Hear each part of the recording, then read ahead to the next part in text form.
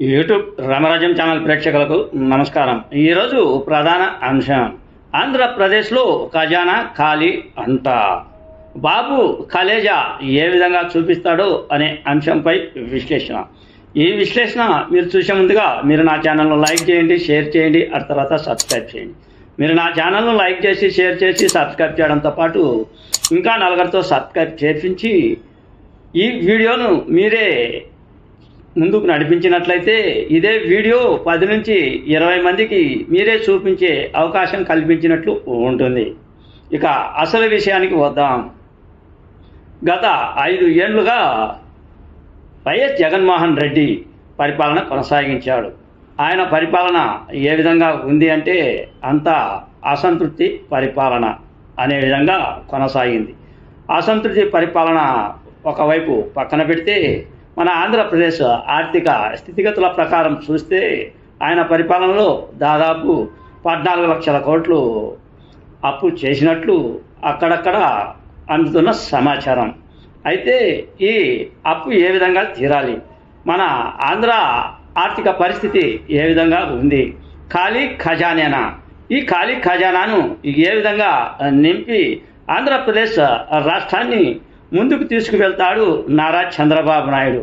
బాబు కలేజా ఏ విధంగా ఉంటుందో అనే విషయాన్ని మనం ఆలోచన చేస్తే ఇటీవల కాలంలో ఆయన పదవి బాధ్యతలను చేపట్టి, ఆయన ముఖ్యమంత్రి బాధ్యతలను చేపట్టి దాదాపుగా నెల అవుతుంది అని, ఆ నెలలోనే ఆయన ఎన్నో కార్యక్రమాలు చేపట్టాడు అని.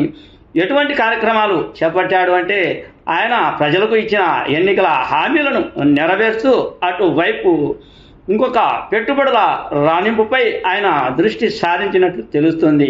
ఇప్పటికే కొంతమంది వివిధ రకాలైన కంపెనీలతో, వివిధ రకాలైన ప్రైవేట్ సంస్థలతో ఆయన చర్చలు జరుపుతూ ఉన్నట్లు దినపత్రికల్లో, అసలు సోషల్ మీడియాలో హల్చల్ వార్తా కథనాలు కూడా వస్తూ ఉన్నాయి. ఒకవైపు పెట్టుబడులు రాబట్టే పనిలో బాబు ఉన్నాడు, మరోవైపు మన ఆర్థిక పరిస్థితిని ఏ విధంగా చక్కదిద్దాలి, ఆర్థిక పరిస్థితిని చక్కదిద్దాలి అంటే ఏం చేయాలి, విద్యుత్ రంగం కావచ్చు, ఆ తర్వాత ఏ రంగంలో కూడా కావచ్చు, అధికారులు అంతా కూడా ఇష్టానుసారంగా పరిపాలన చేశారు. ఇష్టానుసారంగా పరిపాలన చేసి ఖాళీ ఖజానాను చూపిస్తూ ఉన్నారు అనేది ఇది ఆంధ్రప్రదేశ్ ఆర్థిక పరిస్థితుల ప్రకారం చూస్తే పెద్ద తలనొప్పిగా మారినట్లు తెలుస్తోంది. ఒకవైపు ఆర్థిక రంగాన్ని, రాష్ట్ర ఆర్థిక రంగాన్ని ముందుకు నడిపించాలి అంటే పెట్టుబడులు రావాలి. పెట్టుబడులు వచ్చిన తర్వాతనే ఆర్థిక పరిస్థితి స్థితిగతులు మెరుగుపడతాయి. అటు తర్వాత ఆ పెట్టుబడులతో పాటు మన రాష్ట్రంలో ప్రజలకు ఇచ్చిన హామీలు పథకాలు, ఆ హామీలు పథకాలు కూడా నెరవేర్చాలి. ఈ హామీలు పథకాలు నెరవేర్చాలి అంటే మనకు ఆదాయం, అటు తర్వాత రాబడులు రావాలి కదా. దీని మీద కూడా దృష్టి సారించినట్లు ఉంది బాబు.